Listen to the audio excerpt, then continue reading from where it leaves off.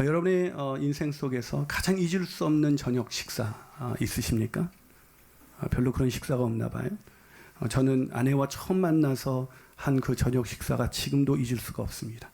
근데 데이비드 그레고리가 쓴 유명한 책 중에 예수와 함께한 저녁 식사라는 책에서 교회라면 질려버린 평범한 한 회사원이 어느 날 예수님으로부터 저녁 식사 초대장을 받게 되죠. 초대장을 받은 그는 어떤 교회에서 보낸 어떤 전도 행사에 초대한 것으로 알고 처음에는 무시했으나 그 초대장이 바로 예수님의 초대라는 것을 알고 떨리는 마음으로 식당에 나가게 됩니다. 이어 예수님과 함께하는 그 식사를 통해서 주인공은 기독교와 예수에 대한 많은 오해를 풀게 되고 마지막 음식값을 계산하고 나가시는 예수님의 손목에 새겨진 이 선명한 못자국을 보게 됩니다. 그리고 그때 예수께서는 그에게 요한계시록 3장 20절의 말씀을 건네죠. 볼지어다 내가 문 밖에 서서 두드리노니 누구든지 내 음성을 듣고 문을 열면 내가 그에게로 들어가 그와 더불어 먹고 그는 나와 더불어 먹으니라. 여러분, 신앙생활을 한다는 것은 주님과 함께 식탁의 교제를 나누며 살아가는 것입니다. 예수님과 함께 식사를 한다. 상상만 해도 행복하지 않습니까? 별로 느낌이 오지 않으시는데 저는 느낌을 알 것 같아요. 제가 대형교회 부목사로 있을 때 저와 함께 식사하는 것만으로도 가문의 영광으로 알고 있었습니다. 전혀 느낌이 안 오시죠? 여러분 언제든 부르면 제가 나가니까. 그런 때가 있었어요. 하긴 요즘은 밥 사주는 사람들이 별로 없더라고요. 오늘 본문은 예수께서 6월절에 준비하신 저녁 식사, 일명 최후의 만찬에 초대된 사람들이 소개되어 있죠. 주님이 이 세상을 떠나실 때 주님이 그 만찬의 저녁 식사에 초대한 사람들, 여러분 우리가 일생을 마무리하는 그 순간에 내가 꼭 초대하고 싶은 사람들이라면 그 사람들은 예수님에게 얼마나 중요한 사람들이었을까요? 그 초대된 일명 12제자들이 소개되어 있습니다. 얼마나 행복했을까요? 식사 시간이. 그런데 분위기는 그렇지가 않았습니다. 뭔가 불안하고 가라앉은 분위기였어요. 저는 우리 성도들하고 밥을 먹을 때마다 이 불안하고 가라앉은 분위기를 느낄 때가 있어요. 무슨 팀에서 식사를 하는데 목사님 꼭 오세요 하고 가면 제 주변엔 앉지를 않아요. 그리고 다 침묵을 해요. 제가 분명히 들어가기 전까지 막 재밌게 얘기하는데 제가 들어가면 가라앉는 분위기가 있어요. 그래서 제가 그러는데 도대체 이럴 거면 저를 왜 부르십니까? 이렇게 얘기를. 그런 분위기였을까? 아니요, 그런 분위기는 아니었습니다. 왜 그런 분위기가 생긴 걸까요? 그것은 예수님께서 만찬에 초대된 제자 중에 한 사람이 나를 팔 것이다, 즉 나를 배신할 것이다 라고 말씀하셨기 때문입니다. 근심하기 시작했죠. 여러분, 만약에 제가 여러분을 모아놓고 이 중에 한 사람이 나를 팔 것입니다, 이러면 밥이 넘어가겠습니까? 다들 나는 아니죠, 나는 아니죠 이렇게 물으면서 분위기는 점점 불안해져 갔습니다. 예수님 왜 이런 분위기 속에서 왜 그런 말을 나중에 하시지? 왜 밥 먹을 때 이렇게 와서 꼭 이상한 얘기하는 사람 있잖아요. 초대해놓고. 지금 예수님이 그렇게 하시고 계십니다.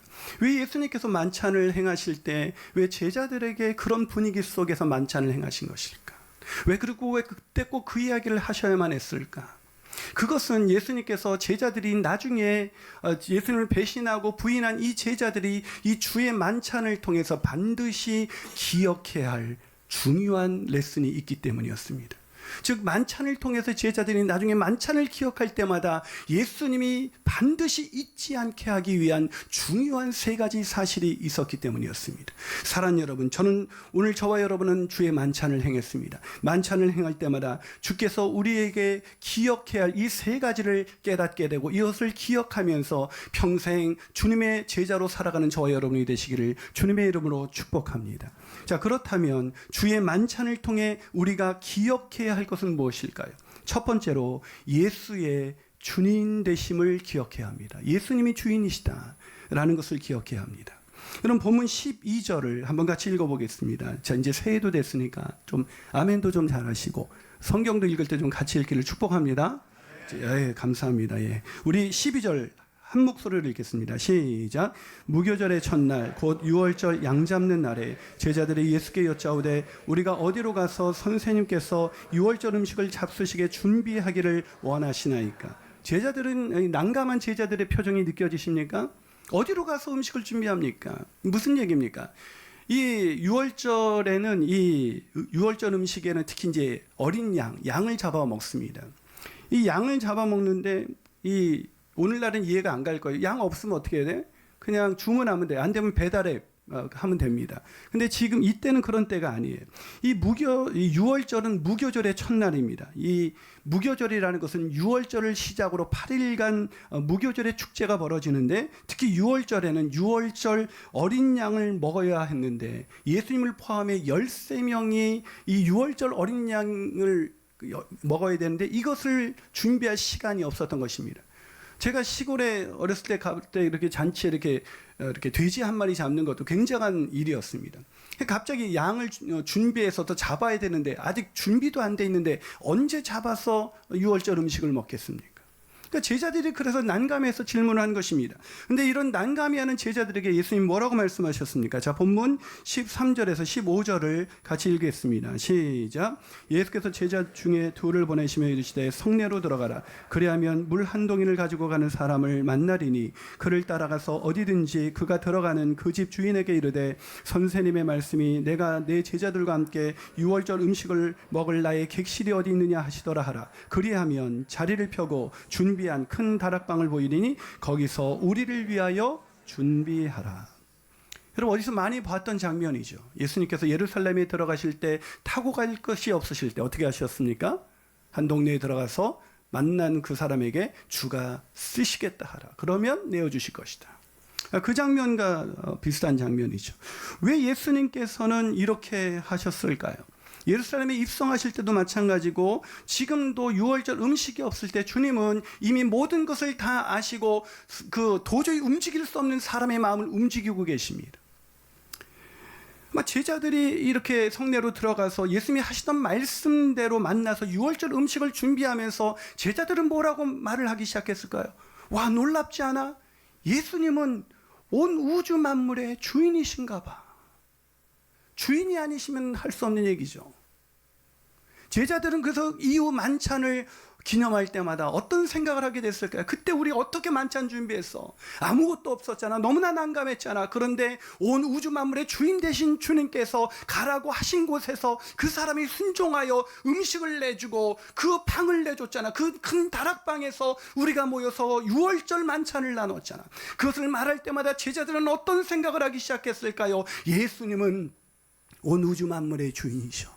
예수님은 우리의 주인이셔. 사랑하는 여러분, 아멘이십니까? 여러분, 우리가 만찬을 하면서 우리가 기억해야 할 첫 번째 레슨은 무엇입니까? 그것은 바로 주님이 예수께서 우리의 주인이시다. 이것을 기억한 것입니다. 만찬을 기억할 때마다 내가 주인 되어서 살았던 것을 회개하고 주님이 주인인 것을 내가 다시 한번 기억합니다. 하나님, 내 삶의 주인 되신 그리스도, 그분을 위하여 살아가는 인생이 되게 하여 주시옵소서. 그것이 만찬을 행할 때마다 제자들이 기억한 것이었습니다.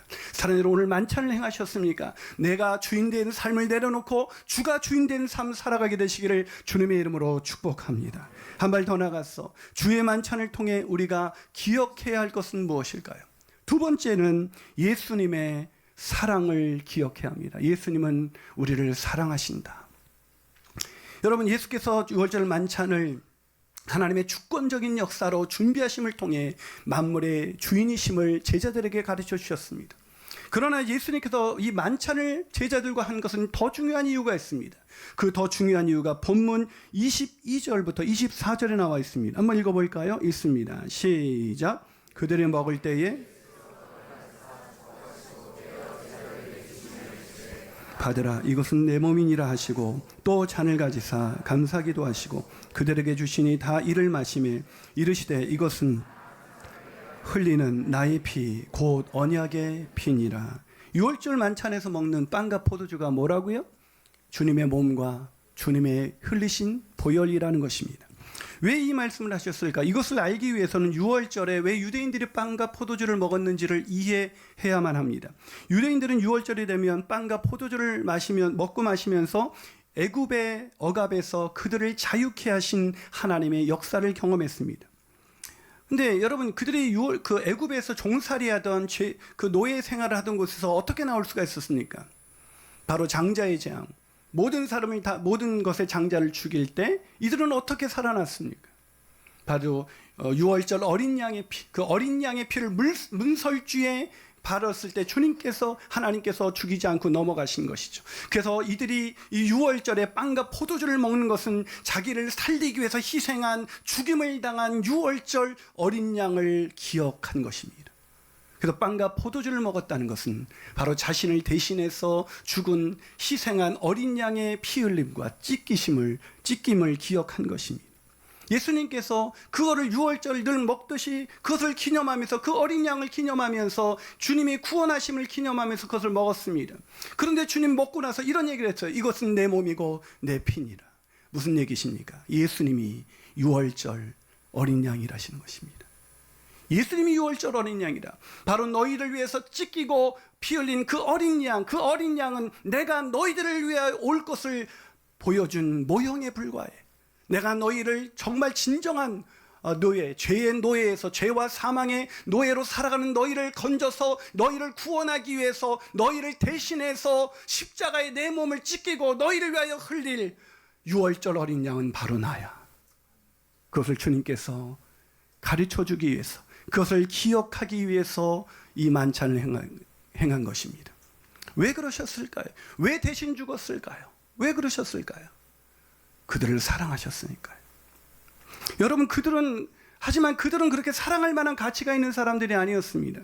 여러분, 오늘 이 유월절 만찬에, 이 예수님의 최후의 만찬에 초대된 사람들은 어떤 사람들이었습니까? 이 12제자들은 그렇게 보잘것 있는 사람들이 아니었습니다. 정말 보잘것 없는 사람들이었죠. 게다가 이들은 주님의 은혜로 살아왔음에도 불구하고 결국 이 중에 대부분의 제자들은 주님을 버릴 것이라고 주님이 예고했습니다. 그리고 수제자인 베드로마저도 주님을 부인할 수밖에 없을 거라고 얘기하셨습니다. 아니, 가장 신뢰했었던, 그래서 그 제자들의 무리의 금고를 맡았던 그 가룟 유다는 예수님을 배신하고 말았습니다. 사랑하는 여러분, 어떤 사람과 밥 먹고 싶어요? 나를 배신하는 사람, 나를 외면하는 사람, 나를 부인하는 사람, 그 사람과 식사할 수 있는 사람이 세상에 누가 있겠습니까? 근데 주님께서는 그것을 다 아시고도, 배신할 것을 아시고도, 부인할 것을 아시고도 그들을 위해서 만찬을 준비하시고, 그 만찬의 의미는 자기를 배신하고 자기를 부인할 그 사람들을 위하여 대신 찢기실 주님의 몸이고 대신 흘리실 주님의 피라고 말씀하셨습니다.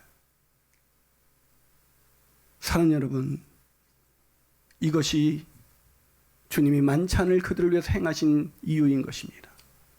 오늘도 우리가 만찬을 행할 때마다 어떤 생각 드십니까? 돌아보면 우리도 주님을 부인하고 주님을 외면하고 살지 않았습니까? 아니, 심지어 주님을 배신한 인생이 아니었습니까? 그럼에도 불구하고 우리를 위해서 찢기신 그 보혈, 그 몸과 그 흘리신 보혈을 오늘도 우리에게 기념하게 하시며, 자기 몸을 우리를 위하여 내어주시는 하나님, 자기의 피를 우리를 살리기 위해서 내어주신 하나님, 왜 그러셨을까요? 우리를 사랑하시니까.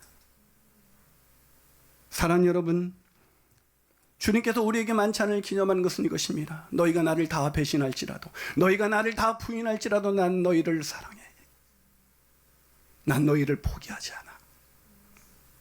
그것을 기억하게 하겠소. 왜요? 제자들은 이후 살아가면서, 주님의 제자로 살아가면서 계속해서 주님을 부인하고 주님을 배신하고 주님을 외면하고 살 수밖에 없는 죄와 허물로 망가진 연약한 인간들이거든요. 그들은 그때 주님을 떠나고자 했을 것입니다. 다시 돌아올 수 없다고 생각할 것입니다. 그때마다 주님은 만찬을 기억해라. 왜 내가 너희들을 위하여 만찬 행했는가? 그럼에도 불구하고 내가 너희를 사랑한다는 것 기억하게 하시기 위해서 주님이 만찬을 행하게 하신 것입니다.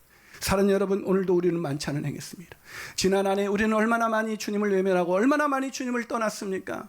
그럼에도 불구하고 오늘 만찬을 기념하면서 주님의 사랑은 끝이 없으니, 주님의 은혜는 끝이 없으니 그 사랑 안에서 다시 회복된 신앙생활을 하게 되시기를 주님의 이름으로 축원합니다. 마지막으로 주의 만찬을 통해 우리가 기억해야 될 세 번째는 무엇일까요? 그것은 예수님으로 하나된 공동체라는 것을 기억해야 합니다. 예수님으로 인해 하나된 공동체이다. 여러분, 오늘 설교 제목은 앞서 소개한 데이비드 그레고리의 책 예수와 함께한 저녁 식사에서 따온 것입니다. 그러나 예수와 함께한 저녁 식사, 이 책과는 내용이 달라요. 특히 초대된 사람의 숫자가 다릅니다. 자, 오늘 본문 17절을 한번 읽어보겠습니다. 17절 읽어봅니다. 시작. 저물매 그 12를 데리고 가셨다라고 기록하고 있습니다. 저물매 12를 데리고 가셨다. 6월절 만찬에 초대된 사람이 몇 명이라고요? 네, 12명입니다. 이 데이비드 그레고리의 이 책에서는 단둘이 만나죠, 주인공과. 여러분, 예수님 우리를 초대하신다면 그게 더 좋지 않을까요? 단둘이 만나는 거. 여러분, 여러분이 데이트할 때 꼭 남자친구가 꼭 다른 친구들 데려오면 이렇게 인간관계가 좋은 사람이었나, 참 좋다, 이렇게 생각하시겠어요? 단둘이 만나길 더 원하죠. 우리도 예수님이 날 특별히 나만 초대하셨다. 그럼 얼마나 내가 예수님께 소중한 사람일까를 더 느끼지 않을까요? 하다못해 이렇게 제가 가끔 그래, 목사가 이렇게 단둘이 만나면 더 이렇게 좋아하는 것을 느낍니다. 저도 마찬가지. 누군가가 중요한 사람이 저를 초대할 때 다른 사람 초대하지 않고 나를 특별히 초대했을 때 나는 좀 더 특별한 사람이라는 생각을 갖게 되죠. 왜 예수님께서 제자들을 그렇게 한 명 초대하지 않고 12명이나 초대한 걸까요? 또 이해가 안 가는 게 있습니다. 초대하려면 그럼 다 초대하지 왜 12명만을 초대한 것인가? 왜 그랬을까요? 왜 예수님께서는 12명만 초대했을까? 아니, 예수님은 애초부터 이 12명을 부르셨습니다. 그리고 12명과 이 3년 동안 먹고 마시며 이들과 함께 시간을 보냈습니다. 왜 12명이었을까요? 저희가 이 제자반, 사역반을 끝나고 나서 사역반 심화반이라는 걸 하게 되는데, 심화반을 하는데 한 집사님이 저에게 이런 얘기를 했습니다. 목사님의 손길을 필요로 하는 사람이 더 많이 있습니다. 그런데 심화반을 또 하면 그 시간이 없어지면 더 많은 사람을 만날 수 있는 기회를 놓치게 되지 않습니까? 그런데 이렇게 심화반에 더 이렇게 또 신경을 쓰시면 어떻게 합니까? 이렇게 얘기를 하더라고요. 그래서 제가 그분께 이렇게 해버렸어요. 근데 집사님, 예수님은 왜 12명하고만 3년을 보내셨을까? 왜 예수님은 더 많은 사람, 12명과 3년을 보내기보다는 차라리 그냥 매번 얼마나 많은 무리들이 주님을 쫓아왔습니까? 얼마나 많은 분들이 주님을 만나고 싶어 했어요. 그러면 그냥 매일 식사 때마다 12명씩 바꿔서 만나면 3년 동안 그래도 적지 않은 사람을 더 많이 만날 수 있었을 텐데 왜 예수님은 그렇게 하지 않았을까요? 여러분, 왜 예수님은 그렇게 하지 않았을까요? 교회는 공동체이기 때문입니다. 회중이 아닙니다. 군중이 아닙니다. 하나님의 나라는 공동체입니다. 우리가 함께 이렇게 모여서, 여러분 이렇게 모여가지고 예배한다고 해서 우리가 더 라이프 주구촌교회 공동체가 되는 게 아닙니다. 공동체가 되려면 목장교회에 들어가서 12명 정도 되는 그 목장교회에 들어가서 우리의 삶을 나누고 우리의 마음을 나누고 우리의 신앙을 나누고 우리의 간증을 나누고 사랑과 선행을 격려하는 공동체 속으로 들어갈 때 비로소 교회가 되는 것입니다. 여러분, 교회가 어떤 사람 말합니다. 커지면 안 된다고 말합니다. 그래요? 그럼 사도행전 2장 41절을 어떻게 설명하시겠습니까? 한번 읽어볼까요? 있습니다. 시작. 그 말을 받은 사람들은 세례를 받으며 이날의 신도의 수가 3,000이라. 한 방에 3,000입니다. 그 다음엔 5,000명 모였습니다. 남자만 그렇습니다. 그럼 8,000 곱하기 가족이 우리 때보다 훨씬 더 사람이 많았죠. 가족 수가. 4만 곱해도 몇 명이에요? 산수가 안 되세요? 죄송합니다. 3만 명이 넘습니다. 이런 어마어마한 교회가 됐습니다. 근데 큰 문제가 됐나요? 자, 이 교회가 이렇게 어마어마하게 모인 교회가 어떻게 됐습니까? 사도행전 2장 47절을 한번 같이 읽어보겠습니다. 읽습니다. 시작. 하나님을 찬미하며 또 온 백성에게 칭송을 받으니 주께서 구원받는 사람을 날마다 더하게 하셨다. 아멘이십니까? 여러분, 도대체 단번에 오늘날의 대형 교회가 그렇게 많이 사람들로부터 지탄을 받고 있는데, 모든 대형 교회가 그런 건 아니죠. 아름다운 대형 교회도 있습니다만 일부 어떤 대형 교회가 그렇게 지탄을 받고 있는데 어떻게 대형 교회가 된 이 예루살렘 교회는 사람들에게 칭송을 받을 수가 있었던 것일까요? 어떻게 아름다운 그 덕을 선포하면서 더 구원받는 사람을 날마다 더해주는 그런 교회가 될 수가 있었을까요? 그 비밀은 그 다음 구절에 있습니다. 사도행전 2장 42절입니다. 읽어봅니다. 시작. 그들이 사도의 가르침을 받아 서로 교제하고 떡을 떼며 오로지 기도하기 힘썼어. 뭘 했다고요? 사도들의 가르침을 받았습니다. 세 가지입니다. 사도들의 가르침을 받았고, 교제하고 떡을 떼고, 기도에 힘썼다. 여러분, 좋은 교회는 훈련하는 교회입니다. 훈련하지 않는 교회는 좋은 교회가 아니에요. 훈련에 참여하게 되시기를, 2020년에는 훈련에 참여하게 되시기를 주님의 이름으로 축복합니다. 또 하나는 기도가 살아있어야 합니다. 우리 교회 금요기도회, 여러분 그런 기도회를 통해서 우리가 기도하는 공동체가 되기를 주님의 이름으로 축복합니다. 그런데 교회가 건강한 교회가 되느냐 아니냐 더 중요한 것이 있습니다.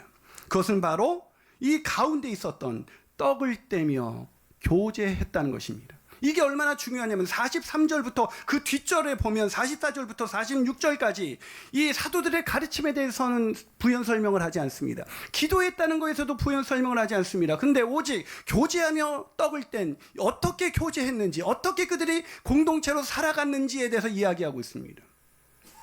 왜 그럴까요?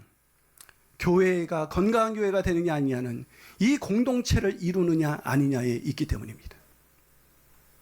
근데 오늘날 많은 사람들이 교회 공동체로 들어가지 않습니다. 그냥 예배만 드리고 돌아갑니다. 왜요? 예전에 교회에서 상처를 받았거나 예전에 교회에서 너무 많이 일을 했기 때문이에요. 지금 동탄은 더하죠. 여러분, 그럼 한 가지 여쭤볼게요. 사람과 공동체를 이루면서 살아갈 때 상처 안 받을 수 있어요? 여러분, 가족으로 살아가면서 단 가족이니까, 서로 사랑하는 가족이니까 단 한 번도 상처를 주거나 받으신 적이 없지요. 그래서 가족으로 살아가고 있는 거죠. 왜 우리가 가족으로 살아갑니까? 가족이니까요. 우리를 위해서 나 같은 죄인, 베드로만도 못한, 아니 가룟 유다마도 못한 그런 나를 예수님께서 대신해서 십자가에서 죽으시고 부활하셨다. 이걸 믿는다면 나도 나를 힘들게 하고 나를 어렵게 하고 나를 아프게 하는 그 사람을 이해하고 용납하고 참아주고 사랑하는 것, 그래서 함께 공동체로 지어져 가는 것, 그게 바로 교회입니다. 다시 말해서 교회 공동체인 목장교회에 들어가지 않고 예배만 보고 아무리 은혜를 받고 아무리 설교를 듣고 좋았다 할지라도 그 사람은 평생 교회를 경험할 수가 없습니다. 단 한순간도 교회로 살아간 것이 아닙니다. 교회는 주님의 피값 주고 사신 공동체입니다. 아멘이십니까? 레디 크랩의 책 중에 우리 심화반이 첫 번째 읽었던 책입니다. 영혼을 세우는 관계의 공동체라는 책입니다. 이 책에서 레디 크랩은 이런 얘기를 합니다. 오늘날의 교회는 진정한 공동체가 없다. 예배가 시작될 쯤 옆에 앉은 사람과 인사를 나누라는 제의는 우리가 옆에서 인사를 나누세요 그러죠. 사랑합니다, 축복합니다. 그저 기어, 자동차의 기어에, 기계의 기어에 기름을 뿌리는 것 정도일 뿐 아무런 효과가 없다. 이러한 상호작용은 대부분 공동체를, 그런 피상적인 상호작용은 공동체를 세우지 못한다. 그저 공동체의 대용품에 지나지 않는다. 즉 공동체를 경험하지 못한 사람들이 그냥 대체하는 그런 대용품에 불과하다는 거예요. 그러나 성령의 길은 전혀 다르다. 그 길은 다른 길보다 좁고 더 가파르고 더 곧다. 그 길은 친구들로 이루어진 작은 공동체가 가는 길이다. 의자를 돌려놓고 서로를 바라보며 기꺼이 그들 곁에 머무르면서 그들이 하나님과 서로를 의지한다는 사실을 함께 기뻐하는 예배자들만이 걸어갈 수 있는 길이다. 성령은 우리에게 의자를 돌려놓으라고 요청하신다.